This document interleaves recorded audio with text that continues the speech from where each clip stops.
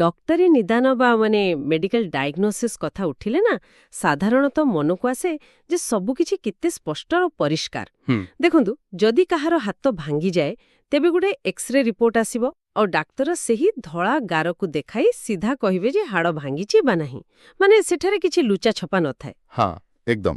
ସେଥିରେ କୌଣସି ଦ୍ୱନ୍ଦ୍ୱ ନଥାଏ। ବୈଜ୍ଞାନିକ ତଥ୍ୟ ସମ୍ପୂର୍ଣ୍ଣ ଭାବରେ ସ୍ପଷ୍ଟ ଥାଏ। ଆଉ ଆମ ମଣିଷ ମସ୍ତିଷ୍କ ମଧ୍ୟ ଏହିଭଳି ସ୍ପଷ୍ଟତାକୁ ହିଁ ପସନ୍ଦ କରେ। ସତ କଥା। ଯେଉଁଠି ଜିନିଷଗୁଡ଼ିକୁ ସହଜରେ ବୁଝିହେବ ଏବଂ ଏକ ନିର୍ଦ୍ଦିଷ୍ଟ ଶ୍ରେଣୀରେ ରଖିହେବ। ଆମେ ସବୁବେଳେ କଳା କିମ୍ବା ଧଳା ଭିତରେ ସତ୍ୟକୁ ଖୋଜିବାକୁ ଚେଷ୍ଟା କରୁ। କିନ୍ତୁ ବୁଝିଲେ ତ, ଯେତେବେଳେ ଆମେ ଆମର ଦୈନନ୍ଦିନ ଖବର, ବିଶ୍ୱ ରାଜନୀତି ଏବଂ ସମାଜର ଘଟଣାବଳୀ ଦୁନିଆରେ ପାଦ ଦେଉ, ସେଇ ଏକ୍ସରେ ମେସିନ୍ ଯେମିତି କାମ କରିବା ବନ୍ଦ କରିଦିଏ। ଏଠାରେ ପରିସ୍ଥିତି ସମ୍ପୂର୍ଣ୍ଣ ଅସ୍ପଷ୍ଟ, ଜଟିଳ ଏବଂ ଗୋଳମାଲିଆ ଲାଗେ। ପୁରା ଗୋଳମାଲିଆ। ଆଉ ବିଶେଷ କରି ଆଜିର ଦିନରେ ଏପ୍ରିଲ 1, 2026 ମସିହାରେ ଯେତେବେଳେ ଆମେ ବିଭିନ୍ନ ଖବରକାଗଜ, ଗବେଷଣା ଏବଂ ରିପୋର୍ଟରୁ ଆସୁଥିବା ତଥ୍ୟକୁ ଏକାଠି କରୁଛୁ, ଏକ ବହୁତ ଅଦ୍ଭୁତ ଚିତ୍ର ସାମ୍ନାକୁ ଆସୁଛି। ଆଜିର ଏହି ଗଭୀର ଆଲୋଚନାରେ ସ୍ୱାଗତ। ଧନ୍ୟବାଦ। ଆଜି ପ୍ରକୃତରେ ଗୋଟେ ଅଜବ ବିରୋଧାଭାସ ଦେଖିବାକୁ ମିଳୁଛି। ହଁ ନା, ଗୋଟିଏ ପଟେ ଆମେ ନୂଆ ଆର୍ଥିକ ବର୍ଷ ଆଉ ଉତ୍କଳ ଦିବସ ପାଳନ କରୁଛୁ, ଆଉ ଅନ୍ୟପଟେ ପୃଥିବୀର ଅନ୍ୟ ଏକ ପ୍ରାନ୍ତରେ ଯୁଦ୍ଧର ନିଆଁ ଜଳୁଛି। ତେଣୁ ଏସବୁ ଉତ୍ସକୁ ଆଧାର କରି ଆଜି ଆମେ ଖୋଜିବାକୁ ଚେଷ୍ଟା କରିବା କି ପଶ୍ଚିମ ଏସିଆରୁ ମରୁଭୂମିରେ ଘନୀଭୂତ ହେଉଥିବା ଏହି ତିକ୍ତତା କିପରି ଆମ ନିଜ ଦେଶର, ଆମ ରାଜ୍ୟର ଛୋଟ ଛୋଟ ଘଟଣା ସହ ଅଦୃଶ୍ୟ ଭାବରେ ଯୋଡ଼ି ହୋଇ ରହିଛି। ଏବଂ ଏହି ସଂଯୋଗକୁ ବୁଝିବା ନିହାତି ଆବଶ୍ୟକ। କାରଣ ଆମେ ପ୍ରାୟତଃ ଭାବୁ ଯେ ହଜାର ହଜାର ମାଇଲ ଦୂରର ଘଟୁଥିବା ଘଟଣାର ପ୍ରଭାବ ଆମର ରୋଷେଇ ଘର ବା ଆମ ପକେଟ ଉପରେ ପଡ଼ିବ ନାହିଁ। କିନ୍ତୁ ପଡ଼ିବ, ତେବେ ନା? ନିଶ୍ଚୟ ପଡ଼ିବ। ଆମେ ଏବେ ଏକ ଅତି ସଂଯୁକ୍ତ ବା ହାଇପର କନେକ୍ଟେଡ୍ ଦୁନିଆରେ ବାସ କରୁଛୁ। ତେଣୁ ଆଜି ଆମେ କେବଳ କ'ଣ ଘଟୁଛି ତାର ତାଲିକା ଦେବୁନି, ବରଂ କାହିଁକି ଏବଂ କିପରି ଗୋଟିଏ ସ୍ଥାନର ନିଷ୍ପତ୍ତି ଅନ୍ୟ ସ୍ଥାନର ଜୀବନଚର୍ଯ୍ୟାକୁ ବଦଳାଉଛି ତାହାର ଭିତ୍ରି କାରଣ ଖୋଜିବା। ବଢ଼ିଆ। ତେବେ ଆସନ୍ତୁ ସିଧାସଳଖ ସେହି ବିଶ୍ୱସ୍ତରୀୟ ଉତ୍ତେଜନା ଆଡ଼କୁ ଯିବା। ଆମେରିକା ଏବଂ ଇରାନ ମଧ୍ୟରେ ତିକ୍ତତା ଏବେ ଗୋଟେ ବିସ୍ଫୋରକ ସ୍ଥିତିରେ ପହଞ୍ଚିଛି। ଆମେରିକା ରାଷ୍ଟ୍ରପତି ଡୋନାଲ୍ଡ ଟ୍ରମ୍ପ ଏକ କଳା ଚେତାବନୀ ଦେଇଛନ୍ତି। ହଁ, ବହୁତ କଡ଼ା ଚେତାବନୀ। ତାଙ୍କ କହିବା ଅନୁଯାୟୀ ଯଦି ଇରାନ ତୁରନ୍ତ ହର୍ମୁଜ ପ୍ରଣାଳୀ ବା ଷ୍ଟ୍ରେଟ୍ ଅଫ୍ ହର୍ମୁଜ ନ ଖୋଲେ, ତେବେ ଆମେରିକା ଇରାନର ତୈଳ, ବିଦ୍ୟୁତ୍ ଏବଂ ଜଳ ଭିତ୍ତିଭୂମି ଉପରେ ସିଧାସଳଖ ଆକ୍ରମଣ କରିବ। ଆଗରୁ ତ ଆମେ ଏସବୁକୁ ଗୋଟିଏ ଚେସ୍ ଖେଳ ସହ ତୁଳନା କରୁଥିଲୁ। ଆଚ୍ଛା। କିନ୍ତୁ ବର୍ତ୍ତମାନ ଏହା ସେମିତି ଲାଗୁନାହିଁ। ଏହି ହର୍ମୁଜ ପ୍ରଣାଳୀ ବିଶ୍ୱ ଅର୍ଥନୀତିର ଏକ ମୁଖ୍ୟ ଶିରା ବା ଜିଗୁଲାର ଭେନ୍ ପରି ହେଉଛି। ଯଦି କେହି ସେହି ଶିରାକୁ ଚିପି ଧରେ, ତେବେ ପୁରା ଶରୀରକୁ ଅମ୍ଳଜାନ ମିଳିବା ବନ୍ଦ ହୋଇଯିବ ନା। ସମ୍ପୂର୍ଣ୍ଣ ସଠିକ୍ ଉଦାହରଣ ଦେଲେ।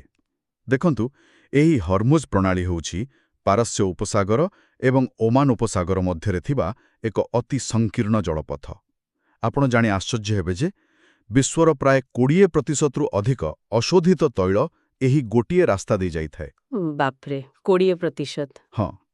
ତେଣୁ ଯେତେବେଳେ ଇରାନ ଏହାକୁ ବନ୍ଦ କରିବାର ଧମକ ଦିଏ ବା ବନ୍ଦ କରେ, ସେ କେବଳ ଆମେରିକାକୁ ଆହ୍ୱାନ କରୁନାହିଁ, ସେମାନେ ପୁରା ବିଶ୍ୱର ଇଞ୍ଜିନକୁ ଅଟକାଇ ଦେବାର କ୍ଷମତା ପ୍ରଦର୍ଶନ କରୁଛି। ସତରେ। ଆଉ ଆମେରିକା ରାଷ୍ଟ୍ରପତିଙ୍କ ଧମକ ମଧ୍ୟ ସାଧାରଣ ନୁହେଁ, ବୁଝିଲେ? ତୈଳ, ବିଦ୍ୟୁତ୍ ଏବଂ ଜଳ ଏଗୁଡ଼ିକ ଗୋଟିଏ ସଭ୍ୟତାର ମୂଳଦୁଆ। ଏହା ଉପରେ ଆକ୍ରମଣର ଅର୍ଥ ହେଉଛି ଇରାନକୁ ପୂରାପୂରି ଅଚଳ କରିଦେବା। ଏହା ଏକ ସମ୍ପୂର୍ଣ୍ଣ ଯୁଦ୍ଧର ସୂଚନା ଦେଉଛି। କିନ୍ତୁ ମୋର ଏଇଠି ଗୋଟେ ବଡ଼ ସନ୍ଦେହ ଅଛି।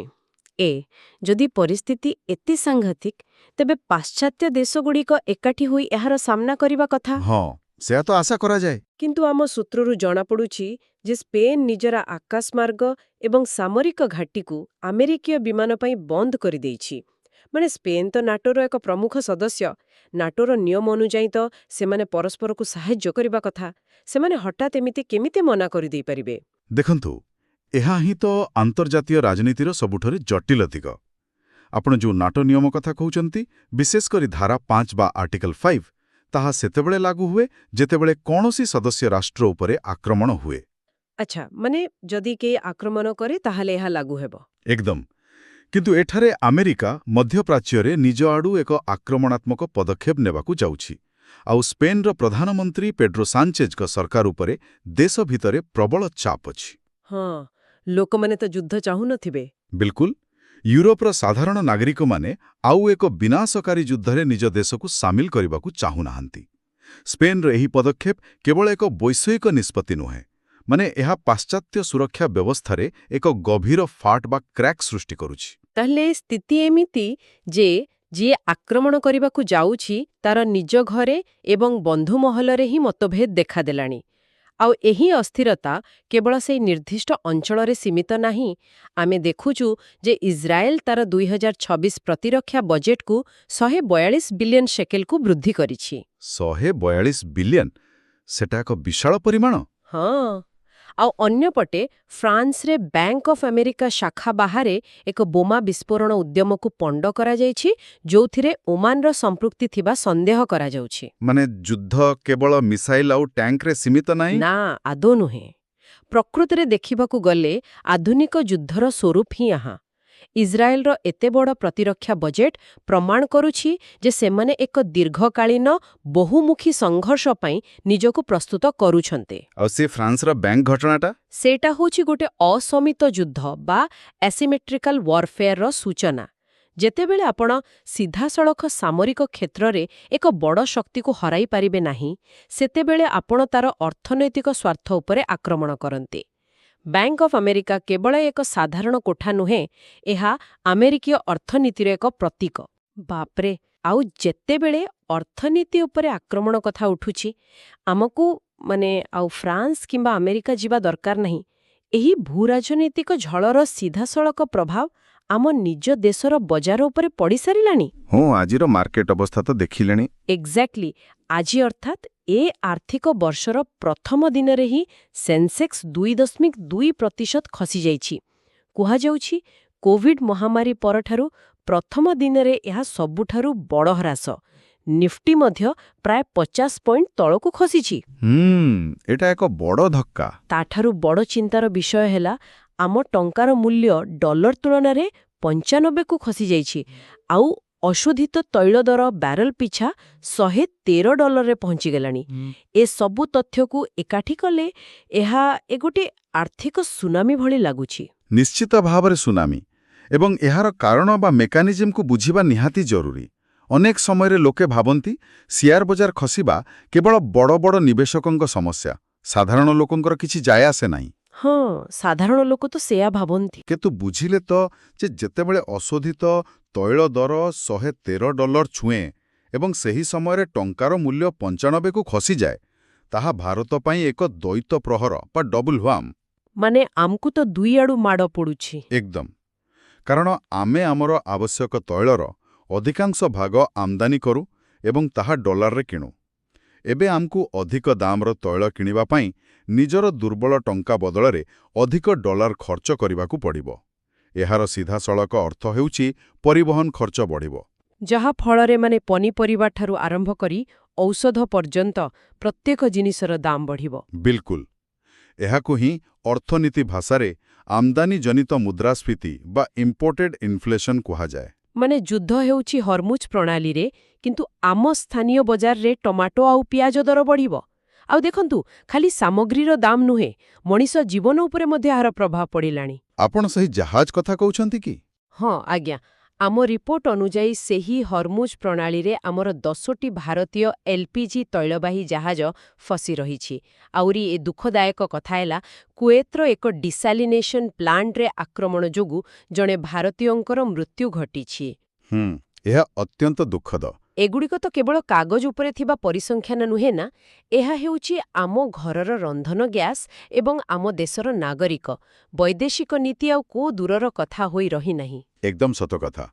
ଏହାକୁ ହିଁ ଶକ୍ତି ନିରାପତ୍ତା ଏବଂ ମାନବ ନିରାପତ୍ତାର ପ୍ରତ୍ୟକ୍ଷ ସଙ୍କଟ କୁହାଯାଏ। ଯେତେବେଳେ 10ଟି ଏଲ୍‌ପିଜି ଜାହାଜ ଫସିଯାଏ, ଏହାର ଅର୍ଥ ହେଉଛି ଆମର ଯୋଗାଣ ଶୃଙ୍ଖଳା ବା ସପ୍ଲାଇ ଚେନ୍ ସିଧାସଳଖ ବାଧାପ୍ରାପ୍ତ ହେଉଛି। ଆଉ କୌଣସି ବି ଦେଶର ଅର୍ଥନୀତି ଗୋଟେ ନିରନ୍ତର ଯୋଗାଣ ଉପରେ ନିର୍ଭର କରେ। ନିଶ୍ଚିତ। ଆଉ ପ୍ରବାସୀ ଭାରତୀୟଙ୍କ କଥା ବିଚାରକୁ ନେଲେ ମଧ୍ୟପ୍ରାଚ୍ୟରେ ଲକ୍ଷ ଲକ୍ଷ ଭାରତୀୟ ରହୁଛନ୍ତି। ସେମାନେ ଯେଉଁ ଟଙ୍କା ପଠାନ୍ତି ତାହା ଆମ ଅର୍ଥନୀତିର ଏକ ବଡ଼ ସ୍ତମ୍ଭ।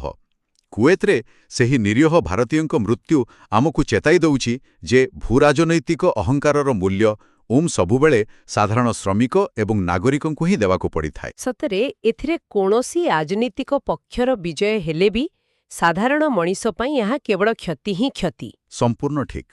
ଆଚ୍ଛା, ବାହାର ଦୁନିଆର ଏହି ଯୋଗାଣ ଶୃଙ୍ଖଳର ବାଧା ଏବଂ ସୁରକ୍ଷା ଆହ୍ୱାନ କଥା ଆଲୋଚନା କରୁ କରୁ ମୋର ମନେ ପଡ଼ୁଛି ମାନେ ଆମ ନିଜ ଦେଶ ଭିତରେ ମଧ୍ୟ ଏକ ପ୍ରକାରର ଅଦୃଶ୍ୟ ଆକ୍ରମଣ ଚାଲିଛି। ଆପଣ ସେହି ମହୀଶୂର ଘଟଣା ଆଡ଼କୁ ଇଙ୍ଗିତ କରୁଛନ୍ତି ନା? ହଁ, ମୁଁ ସେଇ ଖବର କଥା କହୁଛି ଯୋଉଠି ଦିଲ୍ଲୀ ପୋଲିସ ମହୀଶୂରରୁ ଜଣେ ବ୍ୟକ୍ତିଙ୍କୁ ଗିରଫ କରିଛି। ସେ ବ୍ୟକ୍ତି ଜଣକ ଦେଶର ବିଭିନ୍ନ ସ୍କୁଲ ଓ ସରକାରୀ ପ୍ରତିଷ୍ଠାନକୁ ଗୋଟିଏ କି ଦୁଇଟି ନୁହେଁ ବରଂ ହଜାରେରୁ ଅଧିକ ନକଲି ବୋମ୍ ଆକ୍ରମଣ ଧମକ ବା ହୋକ୍ସ ବମ୍ ଥ୍ରେଟ୍ସ ଦେଇଥିଲା। 1000ରୁ ଅଧିକ? ଭାବନ୍ତୁ ଥରେ। ସେୟା ତ, ଏହା କେମିତି ସମ୍ଭବ? ଜଣେ ସାଧାରଣ ଲୋକ ଗୋଟିଏ ସ୍ଥାନରେ ବସି ପୁରା ଦେଶର ପ୍ରଶାସନକୁ କେମିତି ନଚେଇ ପାରୁଛି? ଏହାର ମେକାନିଜମ୍ କ'ଣ? ଦେଖନ୍ତୁ, ଏହା ହେଉଛି ଆଧୁନିକ ଡିଜିଟାଲ ଯୁଗର ସବୁଠାରୁ ବଡ଼ ଦୁର୍ବଳତା। ଏହାକୁ ଆମେ ଆସିମେଟ୍ରିକ୍ ଡିସରପ୍ସନ୍ କହିପାରିବା। ଯେତେବେଳେ କୌଣସି ସ୍କୁଲ କିମ୍ବା ଡାକ୍ତରଖାନାକୁ ବୋମା ଧମକ ଆସେ, ସୁରକ୍ଷା ବାହିନୀର ଏକ ନିର୍ଦ୍ଦିଷ୍ଟ ଷ୍ଟାଣ୍ଡାର୍ଡ ଅପରେଟିଂ ପ୍ରୋସିଜିଓର ବା SOP ଥାଏ। ହଁ, ସେମାନେ ତ କୌଣସି ଧମକକୁ ହାଲୁକା ଭାବେ ନେଇପାରିବେ ନାହିଁ। ବିଲକୁଲ ନୁହେଁ। ସେହି ଗୋଟିଏ ମିଥ୍ୟା ଇମେଲ୍ ବା ଫୋନ୍ କଲ୍ ପାଇଁ ପୋଲିସକୁ ବୋମା ନିରୋଧକ ଦଳ ପଠାଇବାକୁ ପଡ଼େ, ହଜାର ହଜାର ଛାତ୍ରଛାତ୍ରୀଙ୍କୁ ସ୍ଥାନାନ୍ତର କରିବାକୁ ପଡ଼େ, ଟ୍ରାଫିକ୍ ଅଟକାଇବାକୁ ପଡ଼େ। ବାପ୍ରେ, କେତେ ହଇରାଣ! ଅର୍ଥାତ୍ ଏ ଧମକ ଦେଉଥିବା ବ୍ୟକ୍ତିର ଖର୍ଚ୍ଚ ଶୂନ୍ୟ, କିନ୍ତୁ ପ୍ରଶାସନର ଖର୍ଚ୍ଚ ଏବଂ ଲୋକଙ୍କର ମାନସିକ ଚାପ ବହୁତ ବେଶୀ। ଏଇ ଅପରାଧୀମାନେ ବ୍ୟବସ୍ଥାରେ ଥିବା ସେହି ନିରାପତ୍ତା ପ୍ରୋଟୋକଲର ହିଁ ଅପବ୍ୟବହାର କରନ୍ତି। ମାନେ ଆମର ସୁରକ୍ଷା ନିୟମଗୁଡ଼ିକ ହିଁ ଆମ ବିରୁଦ୍ଧରେ ଅସ୍ତ୍ର ପାଲଟି ଯାଉଛି। କିନ୍ତୁ ଅନ୍ୟପଟେ ଦେଶର ସରକାରୀ କଳ ମଧ୍ୟ ନିଜ ବାଟେ ନିରନ୍ତର କାମ କରୁଚାଲିଛି, ବୁଝିଲେ? କିପରି? ଉଦାହରଣ ସ୍ୱରୂପ ଦେଖନ୍ତୁ, ଏପ୍ରିଲ 23ରେ ପଶ୍ଚିମବଙ୍ଗରେ ବିଧାନସଭା ନିର୍ବାଚନ ହେବାକୁ ଯାଉଛି, ଆଉ ସେଠାରେ ନିର୍ବାଚନ କମିଶନ ଏକ ବଡ଼ ପଦକ୍ଷେପ ନେଇ 173 ଜଣ ପୁଲିସ ଅଧିକାରୀଙ୍କୁ ବଦଳି କରିଛନ୍ତି, ଯେଉଁଥିରେ କୋଲକାତାର 31 ଜଣ ଅଧିକାରୀ ସାମିଲ ଅଛନ୍ତି। ଆଚ୍ଛା, ନିର୍ବାଚନ ପ୍ରସ୍ତୁତି ଜୋରସୋରରେ ଚାଲିଛି। ହଁ, ଆଉ CPIM ମଧ୍ୟ ନିଜର 5ଟି ଆସନ ପାଇଁ ପ୍ରାର୍ଥୀ ଘୋଷଣା କରିସାରିଲାଣି। ମୋତେ ଆଶ୍ଚର୍ଯ୍ୟ ଲାଗୁଛି ଯେ ଯେତେବେଳେ ଗୋଟିଏ ପଟେ ବ୍ୟବସ୍ଥାକୁ ହ୍ୟାକ୍ କରିବାର ପ୍ରୟାସ ଚାଲିଛି, ଅନ୍ୟପଟେ ଗଣତାନ୍ତ୍ରିକ ପ୍ରକ୍ରିୟାର ଏହି ବିଶାଳ ମେସିନ୍ ନିଜ ନିୟମରେ ଚାଲିଛି। ଏହା ହିଁ ତ ଏକ ବୃହତ୍ ଗଣତନ୍ତ୍ରର ସୌନ୍ଦର୍ଯ୍ୟ। ନିର୍ବାଚନ ପୂର୍ବରୁ ପୁଲିସ ଅଧିକାରୀଙ୍କ ବଦଳି ଏକ ସାଧାରଣ କିନ୍ତୁ ଅତ୍ୟନ୍ତ ଗୁରୁତ୍ୱପୂର୍ଣ୍ଣ ପ୍ରଶାସନିକ ପ୍ରକ୍ରିୟା। ନିର୍ବାଚନର ନିରପେକ୍ଷତା ବଜାୟ ରଖିବାକୁ କମିଶନ ଏହି ପଦକ୍ଷେପ ନିଅନ୍ତି। ଏହା ନିହାତି ଦରକାର। ଏହା ପ୍ରମାଣ କରେ ଯେ ସମାଜରେ ଯେତେ ବିଭ୍ରାଟ ବା ଡିଜିଟାଲ ଆତଙ୍କ ଥିଲେ ମଧ୍ୟ ଦେଶର ସାମ୍ବିଧାନିକ ଢାଞ୍ଚା ନିଜର କର୍ତ୍ତବ୍ୟ ସମ୍ପାଦନ କରିବାରେ ପଛାଏ ନାହିଁ। ଆଉ ସେହି ସାମ୍ବିଧାନିକ ଢାଞ୍ଚାର ଏକ ପ୍ରମୁଖ ଅଙ୍ଗ ହେଉଛି ଆମର ନ୍ୟାୟପାଳିକା। ଆଜିର ରିପୋର୍ଟରେ ନା 2ଟି ନ୍ୟାୟିକ ଘଟଣା ସାମ୍ନାକୁ ଆସିଛି, ଯାହା ମୋତେ ବହୁତ ଚିନ୍ତାରେ ପକାଇଛି। କୋଉ 2ଟି ଘଟଣା? ପ୍ରଥମଟି ହେଉଛି ଦିଲ୍ଲୀ ହାଇକୋର୍ଟରେ ଘରୋଇ ସ୍କୁଲଗୁଡ଼ିକର ଫି ନିୟନ୍ତ୍ରଣ ଆଇନକୁ ନେଇ ଏପ୍ରିଲ 18ରେ ଏକ ଶୁଣାଣି ହେବ ଏବଂ ଦ୍ୱିତୀୟଟି ଆହୁରି ସମ୍ବେଦନଶୀଳ। ମାନେ ଦିଲ୍ଲୀର ଏକ କୋର୍ଟ ଜଣେ ବ୍ୟକ୍ତିଙ୍କୁ ଯୌନ ନିର୍ଯାତନା ଅଭିଯୋଗରୁ ନିର୍ଦ୍ଦୋଷରେ ଖଲାସ କରିଛନ୍ତି। ଆଚ୍ଛା। କୋର୍ଟ କହିଛନ୍ତି ଯେ କେବଳ ଅଭିଯୋଗ ଭିତ୍ତିରେ କାହାକୁ ଦୋଷୀ ସାବ୍ୟସ୍ତ କରାଯାଇପାରିବ ନାହିଁ, ପ୍ରମାଣ ଦରକାର। ଅନେକ ସମୟରେ ସାଧାରଣ ଲୋକଙ୍କୁ ଲାଗେ ଯେ ଆଇନ ଏତେ ନିଷ୍ଠୁର କାହିଁକି? ମାନେ ଯଦି କେହି ଅଭିଯୋଗ କରୁଛି ତେବେ ତାକୁ ନ୍ୟାୟ ମିଳିବା କଥା। ପ୍ରମାଣର ଏତେ ଜାଲରେ ଛନ୍ଦି ହେବା କ'ଣ ନିହାତି ଜରୁରୀ? ମୁଁ ଆପଣଙ୍କ ପ୍ରଶ୍ନର ଗଭୀରତାକୁ ବୁଝିପାରୁଛି। ଭାବପ୍ରବଣତା ଦୃଷ୍ଟିରୁ ଦେଖିଲେ ଏହା ଏକ ନିଷ୍ଠୁର ଲାଗିପାରେ, କିନ୍ତୁ ଆଇନଗତ ପ୍ରଣାଳୀର ବାସ୍ତବତା ଅଲଗା ବୁଝିଲେ। ଯେକୌଣସି ବିଚାର ବ୍ୟବସ୍ଥାର ମୂଳମନ୍ତ୍ର ହେଉଛି ନିର୍ଦ୍ଦୋଷ ପ୍ରମାଣିତ ନ ହେବା ପର୍ଯ୍ୟନ୍ତ ବ୍ୟକ୍ତି ନିର୍ଦ୍ଦୋଷ ବା ଇନୋସେଣ୍ଟ ଅନ୍ଟିଲ୍ ପ୍ରୁଭେନ୍ ଗିଲ୍ଟି। ହଁ, ସେଇଟା ଆମ ଆଇନର ମୂଳଦୁଆ। ଏକଦମ। ଯଦି କୋର୍ଟ କେବଳ ଅଭିଯୋଗକୁ ଆଧାର କରି ଦଣ୍ଡବିଧାନ କରିବେ, ତେବେ ଏହା ଆଇନର ଅପବ୍ୟବହାର ପାଇଁ ବାଟ ଫିଟାଇ ଦେବ।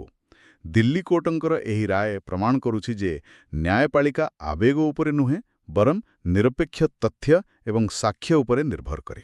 ଆଉ ସ୍କୁଲ ଫି ମାମଲାଟା? ସେହି ମାମଲାଟି ମଧ୍ୟ ସମାନ ଭାବରେ ଜଟିଳ। ଏହା ଏକପଟେ ଶିକ୍ଷା ସଂସ୍ଥାନର ସ୍ୱାଧୀନତା ଏବଂ ଅନ୍ୟପଟେ ପିତାମାତାଙ୍କର ଆର୍ଥିକ ସୁରକ୍ଷା ମଧ୍ୟରେ ଏକ ଆଇନଗତ ସନ୍ତୁଳନ ରକ୍ଷା କରିବାର ପ୍ରୟାସ। ବ୍ୟବସ୍ଥାଟି ସ୍ୱୟଂଚାଳିତ ଭାବେ ନିର୍ଦ୍ଦୟ ନୁହେଁ, ବରଂ ଏହା ଏକ ନିର୍ଦ୍ଦିଷ୍ଟ ପଦ୍ଧତିରେ ଚାଲିବାକୁ ବାଧ୍ୟ। ଠିକ୍ କହିଲେ। ତଥ୍ୟ ଆଉ ଆବେଗ ଭିତରେ ବହୁତ ଫରକ ଥାଏ। ଏବେ ଆମେ ଆଲୋଚନାର ଏମିତି ଏକ ମୋଡ଼ରେ ପହଞ୍ଚିଛୁ ଯେଉଁଠି ଆମେ ଦେଖିବା ଯେ ଏତେ ସବୁ ବଡ଼ ବଡ଼ ଆଇନ, ନିର୍ବାଚନ ଆଉ ଆନ୍ତର୍ଜାତୀୟ ଝଡ଼ ଭିତରେ ସାଧାରଣ ଲୋକଙ୍କର ଦୈନନ୍ଦିନ ଜୀବନ କେମିତି ବିତୁଛି। ଆସନ୍ତୁ ଦିଲ୍ଲୀର ରାସ୍ତାରୁ ସିଧା ଆମ ଓଡ଼ିଶା ପର୍ଯ୍ୟନ୍ତ ଯିବା। ନିଶ୍ଚୟ, ସ୍ଥାନୀୟ ଖବର ମଧ୍ୟ ବହୁତ କିଛି କହୁଏ। ଦିଲ୍ଲୀର କଥା ଦେଖିଲେ ତ ମନ ଖରାପ ହୋଇଯାଉଛି। ରିପୋର୍ଟ ଅନୁଯାୟୀ ପୁଲିସର ଅପରେସନ କବଚ ବେଳେ ଖସିଯିବାକୁ ଚେଷ୍ଟା କରି ଜଣେ ନାଇଜେରିଆ ନାଗରିକଙ୍କର ମୃତ୍ୟୁ ହୋଇଛି। ଆଉ ଗୋଟିଏ ଲୋମହର୍ଷଣକାରୀ ଘଟଣାରେ ଜଣେ ସ୍ୱାମୀ ନିଜ ସ୍ତ୍ରୀକୁ ଗ୍ୟାସ୍ ସିଲିଣ୍ଡରରେ ପିଟି ପିଟି ହତ୍ୟା କରିଛି। ବାପରେ, ଏହା ଅତି ଭୟଙ୍କର। ଆଉ ଖାଲି ସେତିକି ନୁହେଁ, ଦିଲ୍ଲୀ ମେଟ୍ରୋର ୟେଲୋ ଲାଇନ୍ରେ ଜଣେ ବ୍ୟକ୍ତି ଟ୍ରାକ୍ ଉପରେ ପଡ଼ିଯିବାରୁ ଦୀର୍ଘ ସମୟ ଧରି ଯାତାୟାତରେ ବାଧା ଉପୁଜିଥିଲା। ଗୋଟିଏ ଦିନରେ ଏତେ ସବୁ ଘଟଣା। ଏହା କ'ଣ ଦର୍ଶାଉଛି? ଗୋଟିଏ ମହାନଗରୀର ଚାପ କ'ଣ ମଣିଷକୁ ପାଗଳ କରିଦେଉଛି?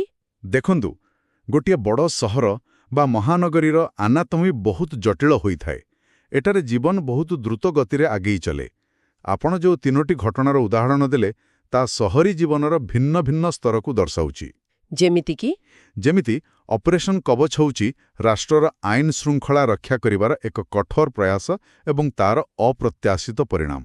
ଗ୍ୟାସ୍ ସିଲିଣ୍ଡରରେ ହତ୍ୟା ଘଟଣାଟି ମାନସିକ ଅବସାଦ, ପାରିବାରିକ ଚାପ ଏବଂ ସମ୍ପର୍କର ବିଚ୍ଛିନ୍ନତାକୁ ସୂଚାଉଛି, ଯାହାକି ସହରୀ ଜୀବନରେ ଏକ ଅନ୍ଧକାର ଦିଗ। ସତ କଥା, ଲୋକଙ୍କର ଧୈର୍ଯ୍ୟ କମିଗଲାଣି। ସମ୍ପୂର୍ଣ୍ଣ ସହରର ଲାଇଫଲାଇନକୁ ଅଟକାଇ ଦେଇପାରେ। ଏହା ଏକ ଯାନ୍ତ୍ରିକ ଜୀବନର ଚିତ୍ର, ଯେଉଁଠି ମଣିଷ ଏବଂ ମେସିନ୍ ସବୁବେଳେ ସଂଘର୍ଷରେ ଥାଆନ୍ତି। କିନ୍ତୁ ଆଶ୍ୱାସନାର କଥା ହେଉଛି ଯେ ଏହି ଯାନ୍ତ୍ରିକତା ଭିତରେ ବି ମାନବିକତା ବଞ୍ଚିଛି। ଦିଲ୍ଲୀ ସରକାର ଗୋଶାଳାଗୁଡ଼ିକ ପାଇଁ 20 କୋଟି ଟଙ୍କା ମଞ୍ଜୁର କରିଛନ୍ତି। ଏବଂ ଯଦି ଆମେ ଦିଲ୍ଲୀର ବାହାରି ଆମ ନିଜ ରାଜ୍ୟ ଓଡ଼ିଶା ଏବଂ ପ୍ରବାସୀ ଓଡ଼ିଆଙ୍କ କଥା ଭାବିବା, ତେବେ ଚିତ୍ରଟି ସମ୍ପୂର୍ଣ୍ଣ ବଦଳି ଯାଉଛି, ବୁଝିଲେ? ହଁ, ଆଜି ତ ଏକ ସ୍ୱତନ୍ତ୍ର ଦିନ। ଏକଦମ। ଆଜି ଏପ୍ରିଲ 1 ତାରିଖ। ସାରା ଓଡ଼ିଶା ଉତ୍କଳ ଦିବସ ପାଳନ କରୁଛି। ଲୋକେ ନୂଆ ଓଡ଼ିଆ ପଞ୍ଜିକା ଧରି ବର୍ଷର ହିସାବ କରୁଛନ୍ତି। ଆଉ ସେପଟେ ଗଞ୍ଜାମ ଜିଲ୍ଲାର କବିସୂର୍ଯ୍ୟନଗରଠାରେ ଥିବା ନେତାଜୀ ଶିଶୁ ମନ୍ଦିରରେ ପିଲାମାନେ ନିଜ ବିଦ୍ୟାଳୟର 21ତମ ବାର୍ଷିକ ଉତ୍ସବରେ ଭାରତୀୟ ସଂସ୍କୃତିର ଝଲକ ଦେଖାଉଛନ୍ତି। ବାଃ, ଏହା ଶୁଣିବାକୁ ବହୁତ ଭଲ ଲାଗୁଛି। ସେହିପରି ନୋଏଡାରେ ଥିବା ଜେଏସଏସ୍ ଷ୍ଟବ୍ରିକ୍ ସ୍କୁଲରେ ଉଡ଼ାନ୍ 2026ରେ ଛାତ୍ରଛାତ୍ରୀମାନେ ଉତ୍ସବ ମନାଉଛନ୍ତି। ଏତେ ହିଂସା, ଯୁଦ୍ଧ ଆଉ ଅସ୍ଥିରତା ଭିତରେ ଏହି ଛୋଟ ପିଲାଙ୍କ ନାଚଗୀତ କିମ୍ବା ଗୋଟିଏ ନୂଆ ପଞ୍ଜିକାର ପ୍ରଚଳନ କାହିଁକି ଏତେ ଗୁରୁତ୍ୱପୂର୍ଣ୍ଣ ମନେ ହୁଏ? କାରଣ ବୁଝିଲେ ତ, ସଂସ୍କୃତି ଏବଂ ପରମ୍ପରା ହିଁ ହେଉଛି ମାନବ ସମାଜର ପ୍ରକୃତ ସନ୍ତୁଳନକାରୀ ଶକ୍ତି। ଯେତେବେଳେ ଚାରିଆଡ଼େ ଅସ୍ଥିରତା ଥାଏ, ସେୟାର ବଜାର ଖସୁଥାଏ, ଦରଦାମ ବଢ଼ୁଥାଏ ଆଉ ଡିଜିଟାଲ ଧମକ ଆସୁଥାଏ, ସେତେବେଳେ ମଣିଷକୁ ଏକ ଆଶ୍ରୟ ଦରକାର ହୁଏ। ହଁ, ଗୋଟେ ମାନସିକ ଶାନ୍ତି ଦରକାର ହୁଏ। ବିଲକୁଲ। ଉତ୍କଳ ଦିବସ ହେଉ କିମ୍ବା ନେତାଜୀ ଶିଶୁ ମନ୍ଦିରର ବାର୍ଷିକ ଉତ୍ସବ, ଏଗୁଡ଼ିକ କେବଳ ମନୋରଞ୍ଜନ ନୁହେଁ, ଏହା ହେଉଛି ଆମ ପରିଚୟର ନବୀକରଣ। ଗୋଟିଏ ପଞ୍ଜିକା କେବଳ ତାରିଖ କିମ୍ବା ତିଥି ଦେଖିବା ପାଇଁ ନୁହେଁ, ଏହା ହେଉଛି ଏକ ବିଶ୍ୱାସ ଯେ ବାହାରେ ଯେତେ ବଡ଼ ଝଡ଼ ହେଲେ ବି ସମୟ ନିଜ ନିୟମରେ ଚାଲିବ ଆଉ ଆମ ସଭ୍ୟତା ବଞ୍ଚି ରହିବ। ବହୁତ ସୁନ୍ଦର କଥା କହିଲେ। ଆଉ ପିଲାମାନଙ୍କର ସେହି ଉଡ଼ାଣ ହିଁ ପ୍ରମାଣ କରୁଛି ଯେ ଭବିଷ୍ୟତ ଉପରେ ଆମର ଆଶା ଏବେ ବି ଅତୁଟ ଅଛି। ସତରେ ଏହା ବହୁତ ଗଭୀର କଥା। ବର୍ତ୍ତମାନ ଆମେ ଆମର ଆଲୋଚନାର ଶେଷ ପର୍ଯ୍ୟାୟରେ ପହଞ୍ଚିଗଲୁଣି। ଆଜିର ଏହି ବିସ୍ତୃତ ଆଲୋଚନାରୁ ଆମେ କ'ଣ ନିଷ୍କର୍ଷ ବାହାର କରିପାରିବା? ଯଦି ଆପଣ ଏହାକୁ ଏକାଠି ବାନ୍ଧିବେ, ତେବେ ଆଜିର ସବୁଠାରୁ ବଡ଼ ଶିକ୍ଷା କ'ଣ ହେବ? ଯଦି ଆମେ ଆଜିର ସମସ୍ତ ବିନ୍ଦୁକୁ ଯୋଡ଼ିବା, ତେବେ ଗୋଟିଏ କଥା ସ୍ପଷ୍ଟ ହେଉଛି ଯେ ଆମେ ଏକ ବହୁସ୍ତରୀୟ ଜଟିଳତା ଭିତରେ ବଞ୍ଚୁଛୁ। ହର୍ମୁଜ ପ୍ରଣାଳୀରେ ଆମେରିକା ଆଉ ଇରାନ ଭିତରେ ହେଉଥିବା ବିବାଦ କିମ୍ବା ନାଟୋ ମେଣ୍ଟରେ ସ୍ପେନ୍ର ବିରୋଧାଭାସ ଆମଠାରୁ ଆଦୌ ଦୂରରେ ନାହିଁ। ନା, ବିଲକୁଲ ଦୂରରେ ନାହିଁ।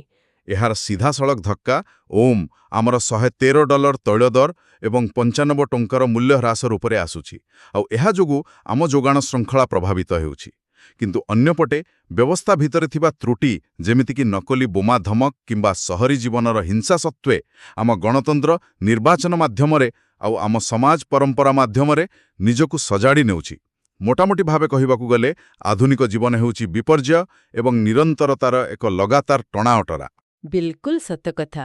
ବିପର୍ଯ୍ୟୟ ଆଉ ନିରନ୍ତରତା ଏକାଠି ଚାଲିଛନ୍ତି।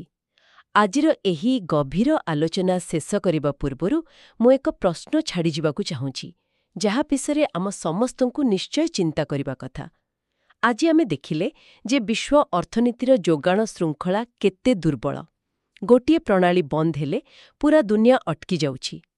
କିନ୍ତୁ ଠିକ୍ ସେହି ସମୟରେ ଆମର ସାଂସ୍କୃତିକ ଯୋଗାଣ ଶୃଙ୍ଖଳା, ଯେମିତିକି ଉତ୍କଳ ଦିବସ, ପଞ୍ଜିକା ଏବଂ ସ୍କୁଲର ଉତ୍ସବ ନିରବଚ୍ଛିନ୍ନ ଭାବେ ଚାଲିଛି। ଟିକେ ଭାବନ୍ତୁ ତ, ଆଜିଠାରୁ 100 ବର୍ଷ ପରେ ଯେତେବେଳେ ଇତିହାସକାରମାନେ ଏପ୍ରିଲ 2026ର ଦଲିଲ ଖୋଲିବେ, ସେମାନେ କେଉଁ କଥାକୁ ଆମର ପ୍ରକୃତ ପରିଚୟ ଭାବେ ଗ୍ରହଣ କରିବେ? ସେହି ଭାଙ୍ଗି ପଡ଼ିଥିବା ବିଶ୍ୱ ସେୟାର ବଜାରର ଚିତ୍ରକୁ, ନା କବିସୂର୍ଯ୍ୟ ନଗରର ଏକ ଛୋଟ ମଞ୍ଚରେ ସଂସ୍କୃତିକୁ ବଞ୍ଚାଇ ରଖିଥିବା ପିଲାମାନଙ୍କର ଉତ୍ସାହକୁ? ପ୍ରକୃତରେ ମାନବ ସଭ୍ୟତାକୁ କିଏ ବଞ୍ଚାଇ ରଖିଛି? ବ୍ୟାଙ୍କ ଆଉ ତେଳଖଣି, ନା ଆମର ସେହି ପୁରୁଣା ପଞ୍ଜିକା ଆଉ ପରମ୍ପରା? ଏହି ଗଭୀର ଚିନ୍ତାଧାରା ସହିତ ଆଜିର ଆଲୋଚନାରୁ ଆମେ ବିଦାୟ ନେଉଛୁ। ବହୁତ ବହୁତ ଧନ୍ୟବାଦ।